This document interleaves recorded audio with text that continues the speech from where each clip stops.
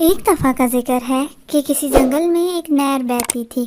اس نہر پر لکڑی کا ایک پل بنا ہوا تھا جس پر ایک وقت میں ایک ہی جانور گزر سکتا تھا۔ سارا دن جنگل کے جانور ندی کے پل سے گزر کر ایک طرف سے دوسری طرف آتے اور جاتے تھے۔ جنگل کے سب جانوروں نے مل کر یہ قانون بنایا ہوا تھا کہ جب کوئی جانور ایک طرف سے پل پر پہلے قدم رکھے گا، دوسرا جانور دوسری جانب کھڑا ہو کر اپنی باری کا انتظار کرے گا، اور جب وہ جانور پل پار کر لے گا تو دوسرا جانور وہاں سے گزرے گا۔ اسی جنگل میں 2 بکریاں رہتی تھی۔ ان میں ایک ندی کے ایک طرف جبکہ دوسری ندی کے دوسری جانب رہتی تھی۔ ان میں سے ایک بکری بہت اچھی اور نیک دل تھی، جبکہ دوسری بہت ہی مغرور اور گھمنڈی تھی۔ ایک دن اچھی بکری پل پر سے گزر رہی تھی تو مغرور بکری اسے دیکھتے ہی جلدی سے پل پر چڑھ گئی۔ وہ دونوں درمیان میں پہنچی تو مغرور بکری جلدی سے بولی، تمہیں دکھائی نہیں دیتا کہ میں پل پر سے گزر رہی ہوں اور تمہیں تھوڑی دیر کے لیے کھڑے ہو جانا چاہیے اور اپنی باری کا انتظار کرنا چاہیے۔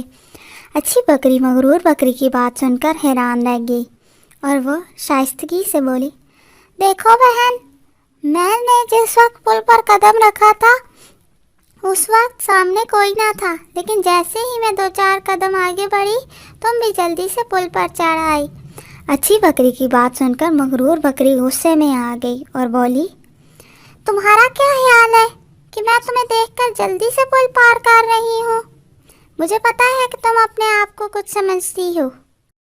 اچھی بکری جلدی سے بولی، نہیں بہن، میرا کہنے کا یہ مطلب نہیں ہے، وہ تو بس بات کر رہی تھی۔ اچھی بکری کی بات سن کر مغرور بکری بولی، زیادہ اچھا بننے کی ضرورت نہیں، اگر تم اتنی اچھی ہوتی تو مجھے دیکھ کر واپس پھوٹ جاتی۔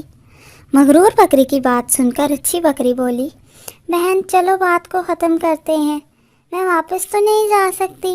ہاں ایسا کرتے ہیں، میں نیچے بیٹھتی ہوں اور تم میرے اوپر سے گزر کر پل پار کر لو۔ مغرور بکری بولی، چلو کیا یاد کرو گی، ورنہ تو سوچ رہی تھی کہ جنگل کے بادشاہ سے تمہاری شکایت کروں کہ تم جنگل کے قانون توڑ رہی ہو۔ خیر اب بیٹھ جاؤ اور میں تمہارے اوپر سے گزر جاتی ہوں، ویسے بھی مجھے اور بھی بہت کام ہے۔ اچھی بکری کو مغرور بکری کی بات اچھی نہ لگی، لیکن وہ کچھ نہ بولی اور خاموشی سے بیٹھ گئی۔ اسی طرح مغرور بکری اچھی بکری کے اوپر سے گزر کر آگے کی طرف چل دی اور چلتے چلتے اونچی آواز میں بڑبڑائی، آخر کار میں جیت گئی، میں جیتی ہوں، بھلا مجھے کون ہرا سکتا ہے۔ اچھی بکری کو مغرور بکری کی بڑبڑاہٹ صاف سنائی دے رہی تھی، لیکن وہ عاجزی سے آگے بڑھ دی۔ اگلے دن پھر ایسا ہی ہوا۔ جیسے ہی اچھی بکری 2-4 قدم آگے پل پر بڑھی تو مغرور بکری بھی جلدی سے پل پار کرنے لگی۔ مغرور بکری جان بوجھ کر اچھی بکری کو دیکھ کر جلدی سے بولی، میرے خیال میں آج مجھے بادشاہ سلامت کو تمہارے بارے میں بتا دینا چاہیے، تاکہ جنگل کے سب جانوروں کو تمہارے بارے میں پتہ چل جائے کہ تم کتنی اچھی ہو۔ اچھی بکری کو مغرور بکری کی باتیں ناگوار گزری، لیکن وہ خاموشی سے بیٹھ گئی تاکہ مغرور بکری آسانی سے پل پار کر سکے۔ مغرور بکری پل پار کرتے ہوئے کہنے لگی، ہاں تمہیں پتہ ہے کہ تمہاری غلطی ہے، اس لیے اچھا کیا مجھے راستہ دے دیا، آخر کار مجھے کون ہرا سکتا ہے۔ پھر ایسا ہر روز ہونے لگا۔ جیسے ہی اچھی بکری پل پر 2-4 قدم آگے رکھتی، مغرور بکری اسے دیکھ کر جلدی سے پل کی جانب آ جاتی۔ اچھی بکری روز روز مغرور بکری کی اس عادت سے اکتا گئی تھی۔ آخر کار اس نے سوچا، کیوں نہ میں جنگل کے بادشاہ سے بات کروں، وہ کوئی نہ کوئی میرے مسئلے کا حل ضرور نکالیں گے۔ وہ جنگل کے بادشاہ شیر کے پاس گئی اور اپنا سارا مسئلہ بیان کیا۔ جنگل کے بادشاہ نے سارا ماجرا سن کر کہا، اے اچھی بکری، تم فکر مت کرو، کل تم معمول کے مطابق پل پر سے گزرنا اور میں چھپ کر یہ سارا واقعہ دیکھ رہا ہوں گا، اور اگر مغرور بکری قصوروار ہوئی تو اسے جنگل کے قاعدے اور قانون کے مطابق سزا دی جائے گی۔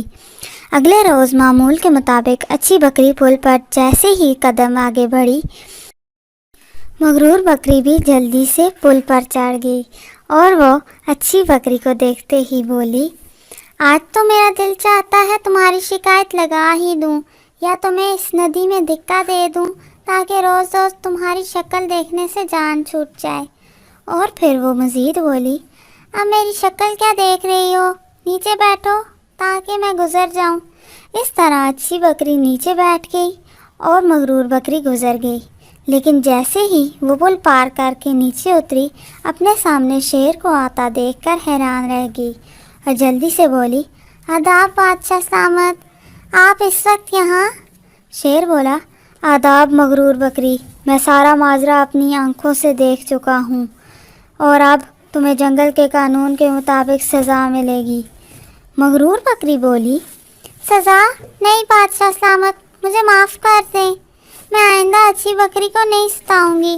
شیر بولا، نہیں، تمہاری یہ سزا ہے کہ آئندہ سے 1 ہفتے کے لیے تم نیچے بیٹھو گی اور جنگل کے تمام جانور تمہارے اوپر سے گزریں گے اور ندی پار کریں گے تاکہ آئندہ تم کسی کو نہ ستاؤ۔ شیر کی بات سن کر بکری اپنے سا منہ لے کر رہ گئی۔ اس کہانی سے ہمیں یہ سبق ملتا ہے کہ ہمیں کسی کو نہیں ستانا چاہیے، ورنہ ہمیں اپنے کیے کی سزا ضرور ملتی ہے۔